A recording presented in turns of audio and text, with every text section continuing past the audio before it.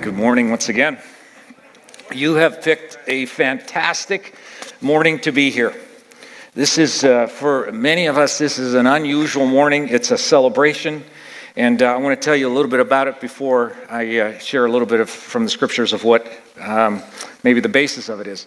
If you're a guest of ours, you won't know what that's all about, but it's the Well Project, and it's something really important to us as a church family, and we think even beyond that as it impacts our community. What it is it's something that our whole church family is involved in for this entire year to try to address some urgent space needs that we have. And we need to expand some areas just to make some room for particularly our kids and a few other areas. But secondly, we want to be about the vision that Jesus has for planet Earth, and that is to bring the good news of his resurrection and what that means in the light of his crucifixion, and that there is hope for this world, and there's hope for the human soul, that we actually can be spiritually alive and live in his kingdom today. And we want to kind of our own unique flavor of that, but that's what we've set about to do, and that's what that campaign is all about. It really revolves around a conversation that Jesus has with a woman beside a well some 2,000 years ago. You could check that out in John chapter 4. We've been thinking about that together a little bit. So last weekend, after 3 weeks of kind of talking about it and thinking together about how we might participate in this campaign as a church family as a whole, particularly financially, we gave out a pledge card and an envelope just like this to everybody last week. And the mandate, the request was to spend some time this week, think with Jesus, pray with him, and then bring that back, and we would all present it together as we did in our first service in this well-looking device right down here. Now, the moment I say that, because we want everybody to participate in that this morning, some of you instantly had your heartbeat go up a little bit. Beads of sweat form on your forehead because you're thinking, I forgot my pledge card. Right? Or you might have pledged online and you never filled out a pledge card. So we want to help with that today. It could also be that you never intended to give financially, and here you're being asked to participate. Don't worry, we've got you covered. You might be a guest of ours right now, and right about now you want to get up and flee. Right? Like, how did I stumble into here this Sunday doing that? Well, there's a way for you to participate too if you want. So our hosts have some pledge cards right here. So if you didn't bring yours, if you need one, if you want to participate, put your hand up. Let's go. Let's hand those out. Put your hand up and say, I want one of those.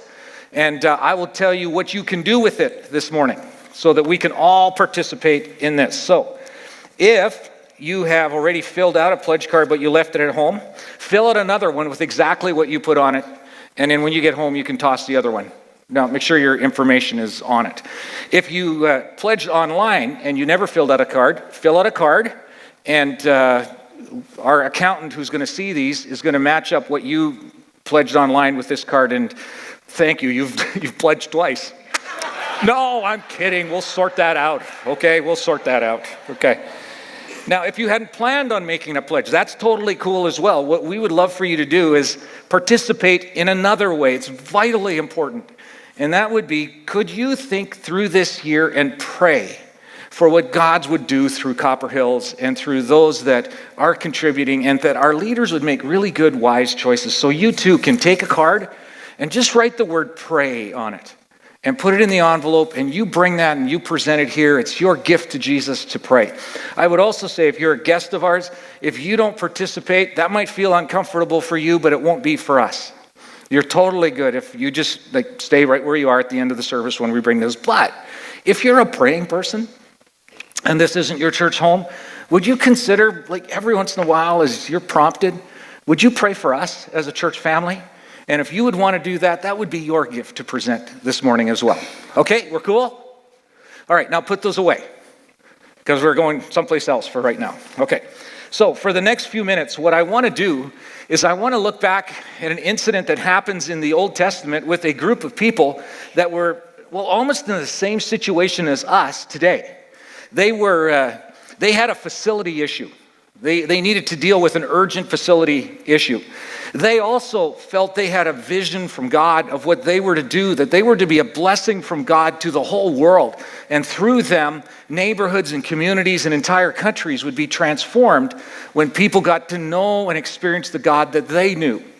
They also, like so many of us, had been broken and in captivity, and God had freed them and given them a new life, a new hope for the future. And in so many ways, their story mimics us and where we are today.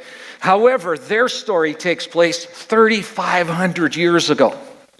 Now, you got to know, if we're talking about a story and an incident that's 3,500 years old, and we're talking about it, it's a significant incident. It's a significant story that has survived the passage of time. And that's the story I want to look at. It happens in another part of the world on the Sinai Peninsula at the base of a mountain about 280 miles southeast of the city of Cairo today. And there are some 600,000, maybe up to 2 million people that have gathered at the base of Mount Sinai. And they have been hanging out there for, well, by the time we pick up the story, about 3 months altogether. The story that got them there, and you might have picked up on it already, it's God's chosen people, the Israelite nation, who were under the captivity and enslavement of Pharaoh for 400 years. And God picks a leader, and he intervenes, and through some incredible, miraculous kinds of things, like 10 plagues we know it as, Pharaoh decides to let these people go, and as they leave, they plunder the nation. They take all of their jewelry and precious stones and those kinds of things, and they take them out with them. They take about 45 days to get from Egypt to the base of this mountain. Only 45 days. That travel that 280 or so miles. And they have experienced some amazing things from God along the way. You know the story. Charlton Heston made it famous, right? So there's the Red Sea that parts, and they walk through on dry land. And then just at the right time, when the leading troops with the Egyptian army are in that same place, the water collapses over top of them and they're spared, right? It's an amazing story. Along the way, food starts showing up in the morning, right? And every day they're taken care of. There's a story of where Moses strikes a piece of granite at just the right time when they're parched and they need water, and a flow of fresh spring water comes out of the rock, and they have fresh water to survive and to thrive, and just story after story like that. Well, that takes about 45 days. Over the next 90 days, they're at the base of this mountain, and their leader, Moses, makes 7 or 8 trips up to the top of this mountain. On one of them, he's gone for too long a time for them to be comfortable with, and they get a little confused and uncertain. Is he actually coming back? And they, like human beings, they help God out with the situation, right? They take up a collection, they gather some of the precious jewels and gold and silver and so on, and they make a golden calf. You've heard of it, right? And they worship that as a substitute God, which, by the way, sidebar, humans have done that for a long time. When you don't find the real God, you'll find some substitutionary God, right? And that's what they do. So we can't be too hard on them because we do those kinds of things as well. Moses comes back down. He's rather upset. He goes off on the people, right? It's a rough little bit of time. Sometime later, he goes back up to the mountain. He's there for another 40 days, and this time he comes down. He has the construction drawings, detailed, approved, permitted, city-approved drawings for a tent that they're supposed to make. We're going to call it the tabernacle in time. It's kind of a Bedouin B&B kind of thing, I guess. It's this place that God gives them where they're going to worship God. And he's given precise details, exactly what it should be made of, how much material goes into it. All the furnishings have been laid out. It's laid out. And it's from God. So Moses comes down the mountain with these details. Now he's got to think through something. How are we going to pay for that? Where's the stuff coming from to actually make this happen?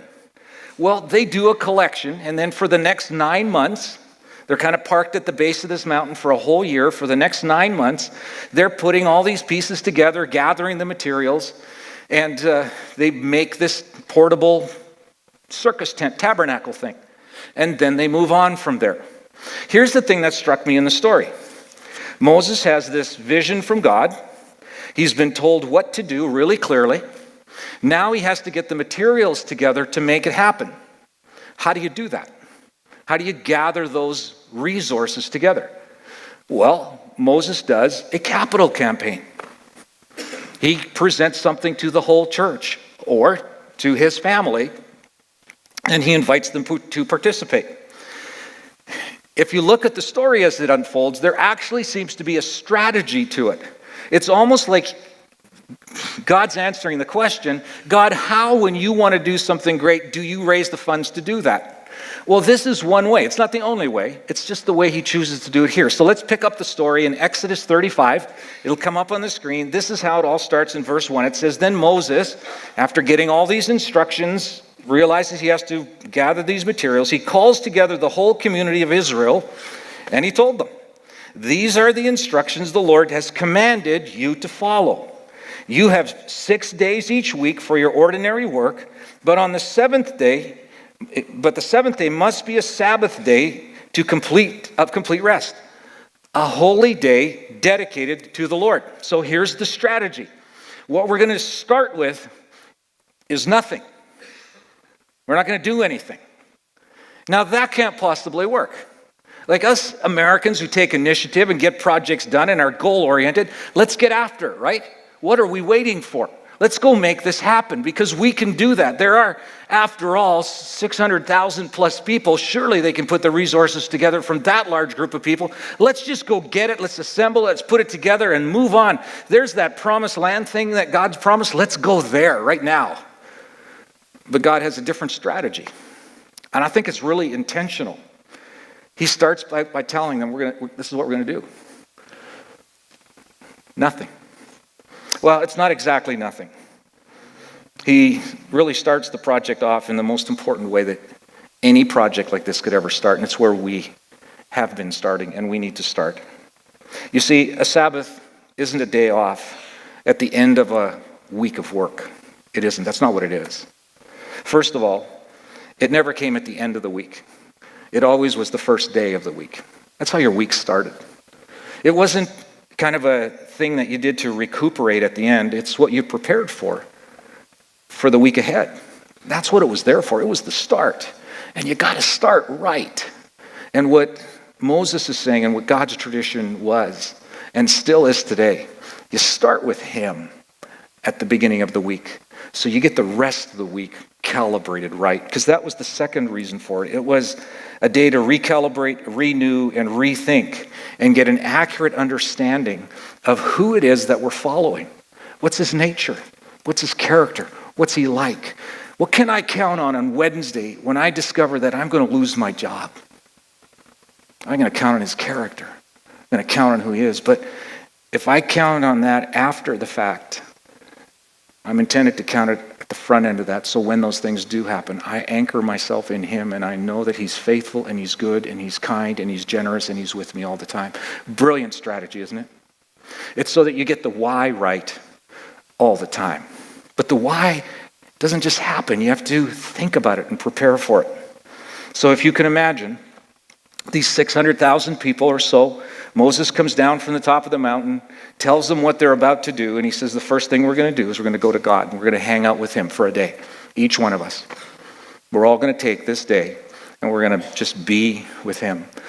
And when you're with him, here's what I want you to think about. He doesn't say this, but I wonder if he did. I want you to think back to the Red Sea. Remember Pharaoh and his guys were right behind us, ready to take us out, and ready to take all their stuff back? Remember what God did? I took my staff and I laid it over top of the Red Sea. You saw it. The Red Sea parted. And we walked through, all of us, to safety and in safety. And in just the right time, I struck it again and the water took our enemies out. That's our God. You got to think about him, first of all. This isn't like a tabernacle building thing. It's about him, first of all. And remember the food. You know, the bread and the chicken, so to speak, every morning.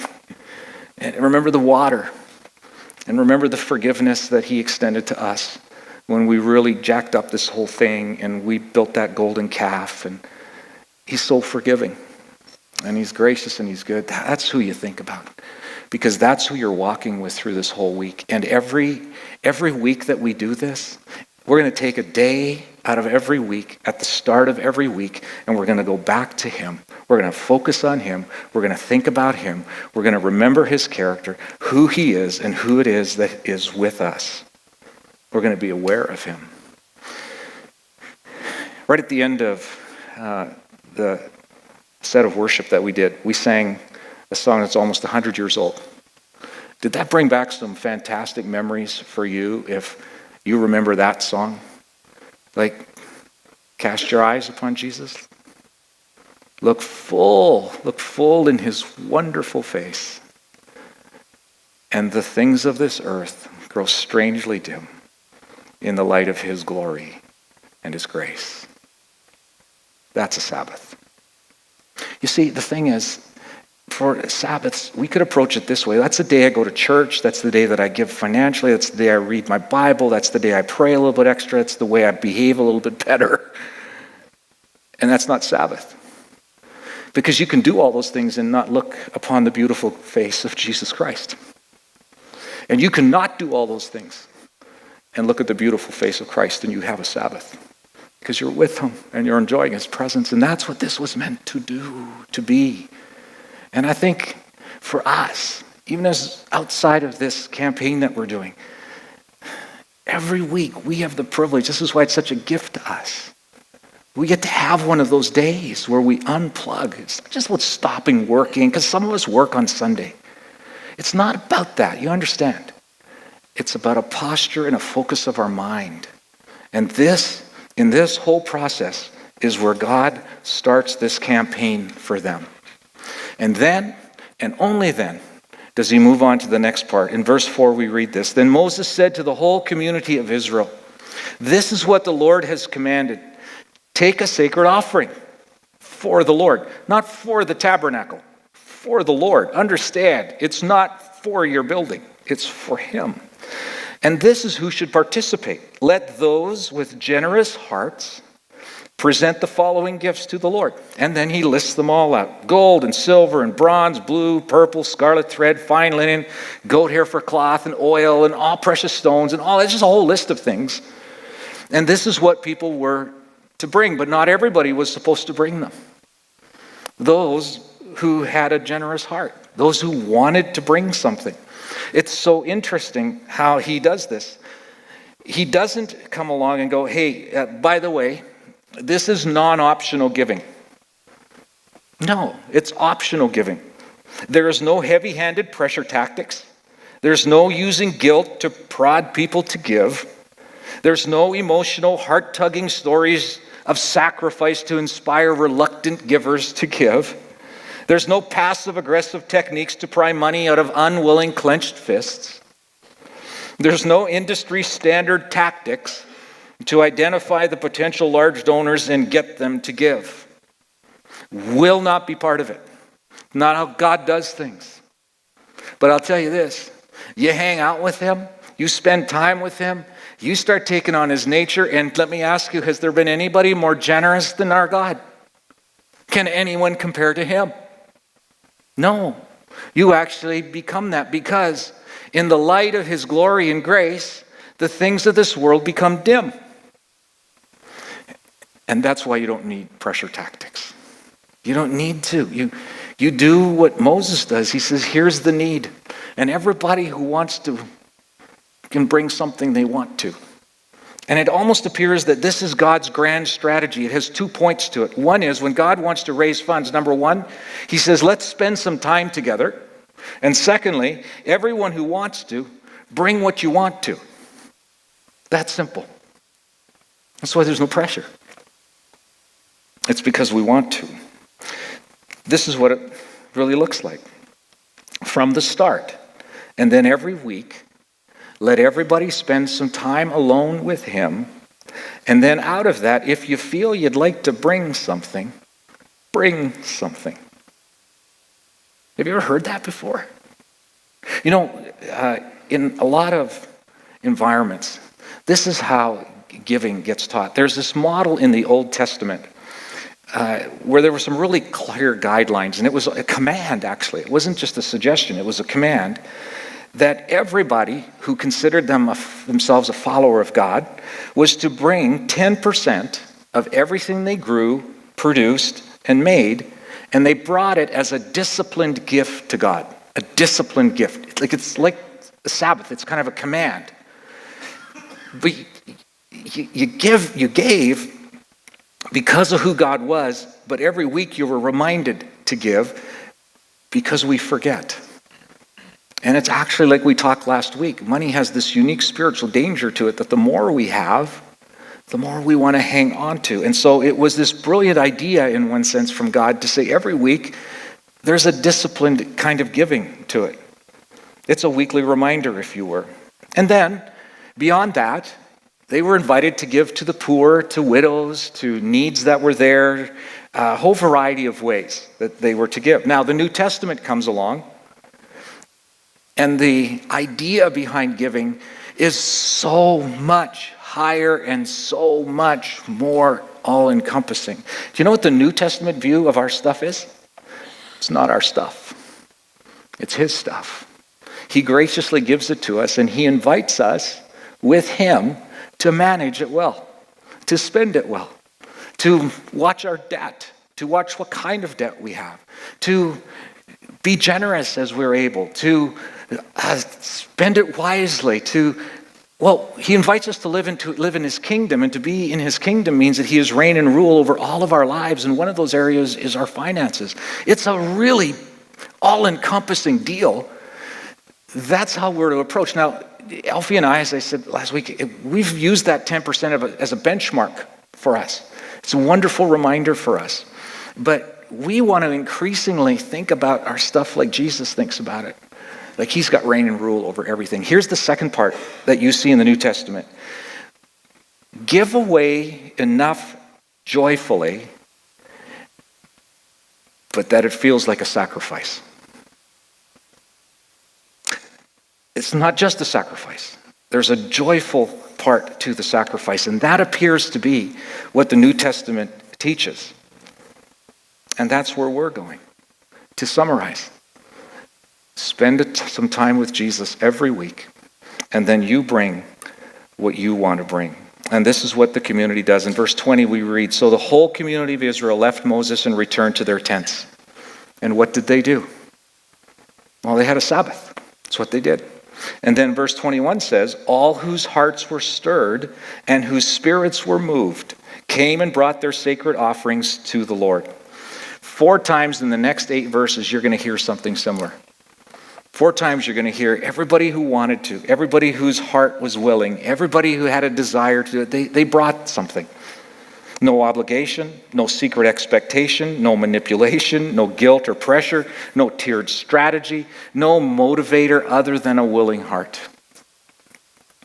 Way back 6 years ago when we did our first opportunity like this with our church family, there were only about 100 or so families that were part of us, and we thought we needed a bit of help with it. So we hired a consultant who gave us lots of great advice, a really helpful guy, and so thankful for him. One of the evenings as we were interviewing him to see what his philosophy was, our elders, and he sat down and he said, here's the main point that I want to make with you. If you're going to hit your goal, based on my experience and the data that's in this realm, here's what you need to do. You need to identify your top 10 donors and go to them personally and privately and ask them to dig deeply to give additionally to this. And I remember the evening looking around the room, our elders were all looking at each other with kind of quizzical gazes at one another, and one of us turned to him and said, "Well, how would we do that?" He said, "Well, you would just get your list of people who are the big..." Well, we don't keep track of that. Our accountant is the only one that knows that. None of us know what that is. We've kind of sequestered ourselves from that. So we can't actually do that because we don't know who gives and who gives what. He said, we have to understand that you aren't going to meet your goal. And so what we did is we said, thank you for your advice, and here's how we're going to do this. We're going to invite everybody to pray. Everybody. Nobody gets a different invitation than anybody else. And the invitation will simply be, would you go to Jesus with this and would you ask him what he thinks? And that's it. That's the whole strategy. He said, yeah, but you won't make your goal. Well, that's not how that story ends. We did, in fact, meet our goal. And so did Moses with his group. It is a wonderful story. If you skip over to chapter 36 of Exodus, this is what you'll read. So the people have gone home. People who are willing and excited have brought their stuff. And in verse 3 we read, but the people continued to bring additional gifts each morning. Finally, the craftsmen who were working on the sanctuary left their work. They walked off the job. They're on strike. They went to Moses and they reported, the people have given more than enough materials to complete the job the Lord is commanding us to do. So Moses got on the internet, social media, and he sent this message out to everybody. So Moses gave the command, and this message was sent throughout the camp. Men and women, don't prepare any more gifts for the sanctuary. We have enough. So the people stopped bringing their sacred offerings. Their contributions were more than enough to complete the whole project. Can you imagine the thrill and excitement through the camp when that happened? Everybody wants to give because they've had that time with God, and those that are willing have brought stuff, and now so much has come in that they're told to stop your willingness. God's brought in more than enough for what he wants to do. Yay, God. What a party that must have been. What a delightful occasion. It's so cool. So cool. So we're going to reenact that this morning. We're going to kind of do the same thing in our own way.